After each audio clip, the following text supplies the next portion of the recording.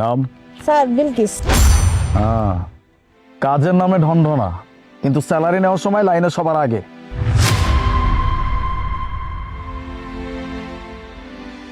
এই যে নাম, তুমি? তোমার আজকে বেতন দিব না, তোমার সাথে ছোট্ট একটা গেম খেলবো, খেলবা? গেম? স্যার কি গেম? আর আমি তো কোনো গেম টেম খেলতে পারি না। তোমার সামনে 4টা কাপ রাখা আছে, এই 4টা কাপের ভিতরে যে কোনো একটা কাপের নিচে ছোট্ট একটা চিরকুট আছে, যেই চিরকুটটা তোমার ভাগ্য পরিবর্তন করে দিতে পারে। তোমার কাছে অপশন থাকবে মাত্র 3বার।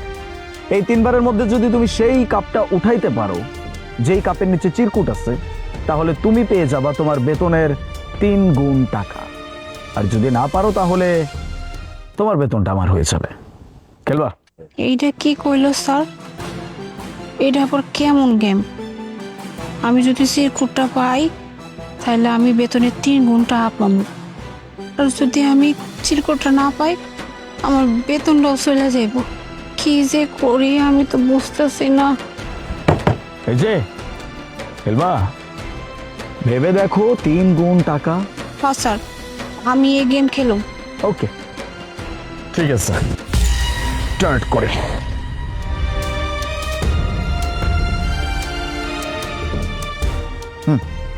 উঠাও।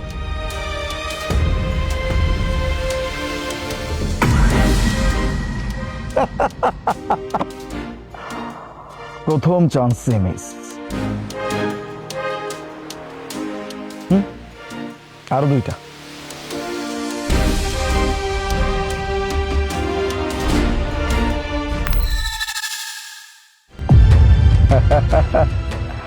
আমি জানতাম তুমি পারবে না। তুমি কেন? আজ পর্যন্ত এই গেমে আমার সাথে কেউ জিততে পারে নাই।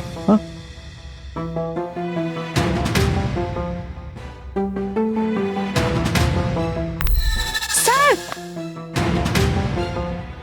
পাইয়া গেছি, এই যে দেখেন 3 গুণ লেখা আছে।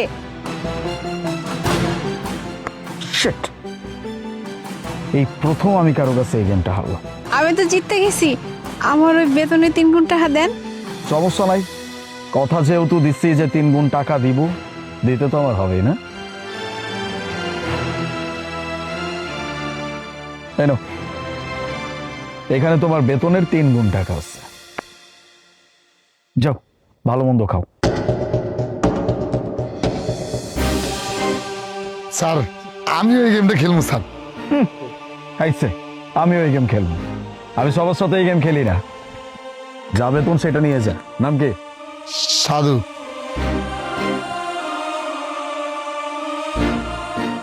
এনে।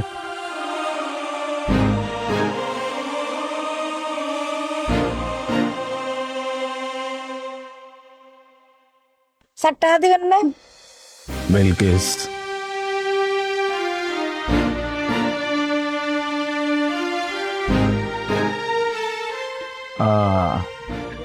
আগের মাসে তো অনেকগুলো টাকা জিতে নিয়ে চলে গেলা। ঠিক আছে, তাহলে মেসে আরেকবার খেলি।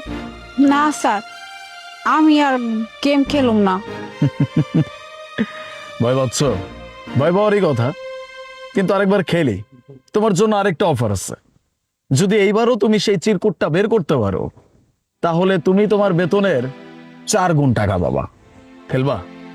স্যার আমি এবার গেমটা খেলুম না। গতবার ভাগ্যটা ভালো ছিল, কেমনে জানি জিততে গেছিলাম, কিন্তু প্রত্যেকবার যে ভাগ্য ভালো হবো এটা তো কইতে পারতাছি না। এমনও তো হইতে পারে যে আজকে হাইরে যেতে পারি, আর হাইরে গেলে তো না পামো বেতন, না পামো এই টাকা, সব কুলামো যাইবো। আমি আর গেম খেলুম না। কে জানে, ভাগ্য এবারও তো ভালো হতে পারে। 4 গুণ টাকা কম না, কিন্তু ভেবে দেখতে পারো। আচ্ছা স্যার, আমি খেলুম। গুড, চলো শুরু করি।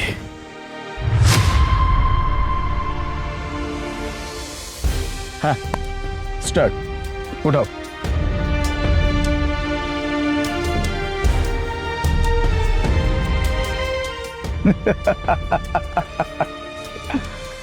এইবার আর তুমি কোনোভাবেই পারতেছ। Second chance.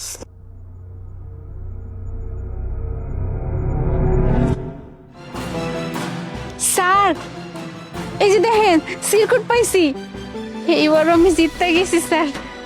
আমার টাকা দেন 4 গুণ। এইবারও কপালটা ভালো। এই তুমি কি কোনো জাদু মন্ত্র জানো নাকি প্রতিবার জিতে যাও? যাই হোক, 4 গুণ। কথা দিছি, কথার তো আর বরখেলাপ করতে পারি না, তাই না? এনো এনজয়। স্যার এবার আমিও খেলবো এই গেম, এবার আমার খেলতে দিতে হইব। এই তোরে কইছি না আমি সবার লগে খেলি না? স্যার আপনি কিন্তু এটা 2 নম্বরই করতেছেন। আপনি ওই মাইয়ার লগে খালি এই গেমটা খেলেন, আর কারোর লগে এই গেমটা খেলেন না। আমার লগে যদি গেমটা না খেলেন তাহলে আমি বড় সাহেবকে কয়ে দেবো। কি সমস্যা স্যার? আর আমার লগে খেলবেন না, ওই মায়ের লগে কি লেগে খেলেন গেমটা কোন তোমারে? আমি ওর লগে এই গেমটা কেন খেলি হুন্দি? হ্যালো ডাক্তার সাহেব, আমার মার কি অবস্থা হন? কি করলেন? মার অবস্থা আরো খারাপ হয়ে গেছে, অপারেশন করতে হইব। আচ্ছা অপারেশনে কয় টাকা লাগবো? 60,000 টাকা? ডাক্তার সাহেব আপনি তো জানেন আমি একটা সাইডে কাম করি, আমি কই থেকে এতগুলো টাকা জোগাড় করুম? আমার মা যত দুনিয়াতে কেউ নাই। না না না, আল্লাহর রাস্তে মুখে এই কথা আইনেন না। আমার মাটারে যেমন হোক বাঁচাইতে হইব, আমার মা ছাড়া দুনিয়াতে কেউ নাই। আপনি আপনি এক কাজ করেন, আপনি অপারেশনের ব্যবস্থা করেন। আমার মার জন্য কিচ্ছু না, আমি যেমন হোক আমি টাকা লয়ে আবো। আমার মার জন্য কিচ্ছু না, আমার মাটারে ডাক্তার সাহেব বাঁচান। একটা সাহেব তো কইয়া দিলাম যে অপারেশনের সব ব্যবস্থা করতে, কিন্তু আমার কাছে 60,000, আমার কাছে তো 60টা টাকা পর্যন্ত নাই। আমি কই থেকে টাকা জোগাড় করুম? কেডাই আমারে দিব?